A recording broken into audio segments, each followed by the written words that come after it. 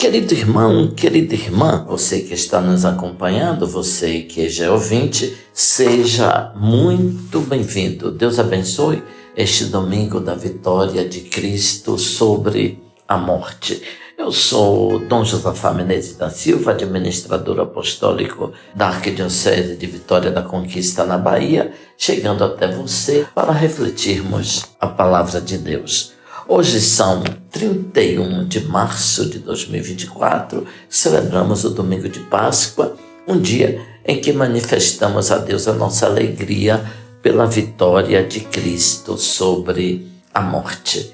Ouvinte, nós acompanhamos com intensidade o caminho da paixão de Jesus, mas agora queremos viver também a sua vitória sobre a morte com muita intensidade. Ontem, sábado, durante a Vigília Pascal, recebemos as notícias das mulheres que Jesus, aquele que foi brutalmente crucificado e morto, não estava mais no túmulo, ressuscitou. Essa notícia encheu os primeiros discípulos de alegria e ainda hoje repercute positivamente em nossas vidas. Cristo ressuscitou, vive no meio de nós, é a grande alegria de nossa fé. Mas, ouvinte, escutemos o Evangelho de hoje. Nós temos São João, capítulo 20, os primeiros 9 versículos. No primeiro dia da semana, Maria Madalena foi ao túmulo de Jesus bem de madrugada, quando ainda estava escuro, e viu que a pedra tinha sido retirada do túmulo. Então ela saiu correndo e foi encontrar Simão Pedro e o outro discípulo, aquele que Jesus amava. E lhes disse: tiraram o Senhor do túmulo e não sabemos onde o colocaram. Saíram então Pedro e o outro discípulo e foram então ao túmulo. Os dois corriam juntos, mas o outro discípulo correu mais depressa que Pedro e chegou ao túmulo primeiro. Olhando para dentro, viu as faixas de linho no chão, mas não entrou. Chegou também Simão Pedro, que vinha correndo atrás, e entrou no túmulo. Viu as faixas de linho deitadas no chão e o pano que tinha estado sobre a cabeça de Jesus, não posto com as faixas, mas enrolado num lugar à parte. Então entrou também o outro discípulo que tinha chegado primeiro ao túmulo. Ele viu e acreditou. De fato, eles ainda não tinham compreendido a Escritura, segundo a qual ele devia ressuscitar dos mortos. Aqui, ouvintes, são as palavras, portanto, do Evangelho que nós vamos escutar hoje em todas as igrejas católicas do mundo inteiro. Mas, ouvinte, então compreendamos um pouco mais profundamente o texto do Evangelho que nós acabamos de escutar. Os chamados Evangelhos sinóticos, Mateus, Marcos e Lucas, insistem na proclamação da ressurreição de Jesus. Ontem de noite, por exemplo, nós vimos na versão de São Marcos as mulheres indo ao túmulo e se perguntando quem enrolaria a pedra grande que estava, portanto, separando elas do corpo de Jesus. E depois nós vimos que elas foram surpreendidas pelo anúncio do anjo que diz que o crucificado não estava mais ali, que tinha ressuscitado. Elas procuravam um cadáver e agora estão diante da notícia de que Jesus está vivo. João, o evangelista que nós acabamos de escutar, ao contrário, ele narra encontros pessoais do ressuscitado. No primeiro dia da semana, então nós temos duas cenas. Essa que nós acabamos de escutar, de madrugada, no sepulcro, se constata então o desaparecimento do cadáver e ao anoitecer, numa casa particular, aparece Jesus a todos os discípulos, menos a Tomé. 8 dias depois, será a vez do incrédulo Tomé, também para que ele possa professar a fé. Portanto, nós temos em João encontros pessoais e nos outros evangelistas nós temos uma proclamação da ressurreição. O primeiro episódio que lemos hoje gira em torno do sepulcro vazio. A palavra sepulcro é repetida várias vezes para enfatizar a morte. Os discípulos sabem que Jesus morreu e que foi sepultado.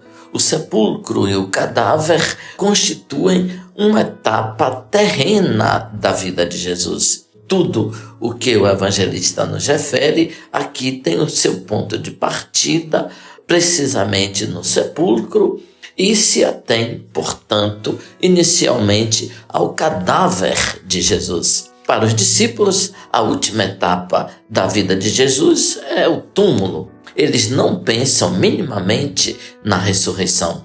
Não tinham compreendido os anúncios que o mesmo Jesus tinha dado, nem compreenderam o que diziam então as Escrituras.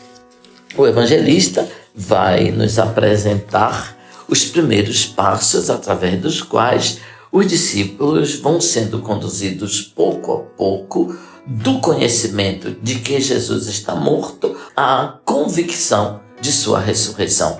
Esse caminho é cheio de surpresas e não todos os discípulos chegam à meta ao mesmo momento. Então, vejamos o texto, ouvinte. No primeiro dia da semana, Maria Madalena foi ao túmulo de Jesus bem de madrugada, quando ainda estava escuro, e viu que a pedra tinha sido retirada do túmulo. Nestas primeiras palavras do Evangelho do dia de Páscoa, se respira, portanto, como vimos, ares de vitória sobre a morte. Sobre a terra tudo é silêncio, imobilidade, quietude, e uma mulher sozinha e amedrontada se movimenta na escuridão da noite. A morte parece dominar e o silêncio da escuridão celebra o seu triunfo. O poder, o princípio da força, a injustiça, a discriminação, a astúcia parecem ter superado as forças de vida. A morte parece ter vencido a ressurreição. Vejamos o que acontece quando Maria se dá conta que o sepulcro está vazio. A cena se transforma. Todos os personagens se movimentam rapidamente, colhendo todos de surpresa o dia depois do sábado. Então, a vida parece ir resplandecendo pouco a pouco sobre a morte. Maria Madalena, então, se dirige de madrugada ao sepulcro de Jesus e se dá conta que a pedra foi removida e que o túmulo está aberto. Sobre a base desta observação, ela encontra uma explicação. O corpo de Jesus foi retirado do túmulo e foi trasladado para outro lugar. É a explicação mais plausível, ouvinte, segundo os critérios humanos, para uma sepultura aberta e vazia. Um cadáver é totalmente passivo, do mesmo modo em que foi depositado no túmulo, pode ter sido retirado. É assim também que as autoridades judaicas explicam o túmulo vazio, acusando os discípulos de terem, portanto, retirado o cadáver durante a noite. Maria Madalena era tão convencida de encontrá-lo morto no sepulcro que pensou que o corpo tivesse mudado de lugar, quando não o encontrou como antes. São muitos que pensam como Maria, que sentem tanto a morte de Cristo que não se dão conta nunca da sua ressurreição. Santo Agostinho comenta assim o Evangelho nesse ponto de Maria Madalena. A mulher buscava com mais afinco a Jesus porque foi a primeira a perdê-lo no paraíso. Como a morte por ela havia entrado, por isso ela buscava mais a vida.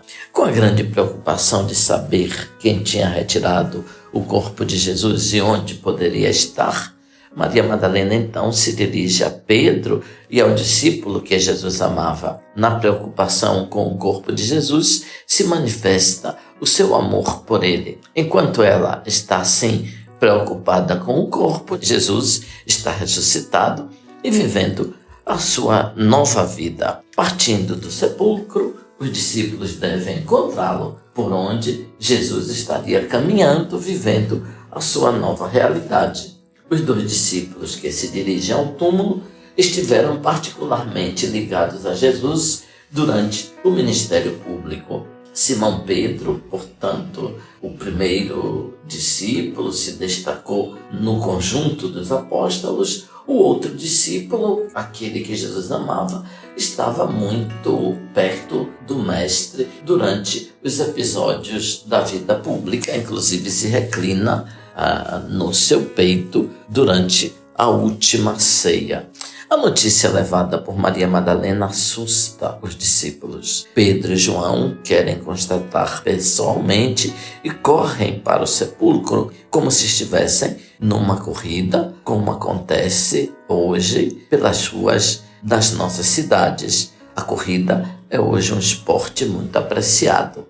A velocidade diferente de cada um não indica tanto o zelo quanto a diferente capacidade de cada um de correr. As ações sucessivas dos 2 discípulos se entrelaçam e superam cada vez mais a observação de Maria Madalena e sua explicação. O discípulo predileto chega primeiro ao túmulo. Não se conforma com olhar somente de fora, mas se inclina e vê os panos de linho.